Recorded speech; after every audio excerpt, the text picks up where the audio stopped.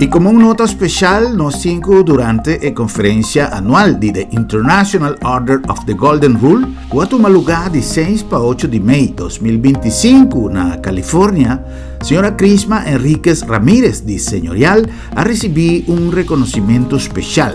Está aqui como membro ativo de organização que para 30 anos largo. International Order of the Golden Rule é uma organização prestigiosa que une diretores de agência funerária que compromete para seguir praticar um nível alto de ética e qualidade de serviço no setor funerário.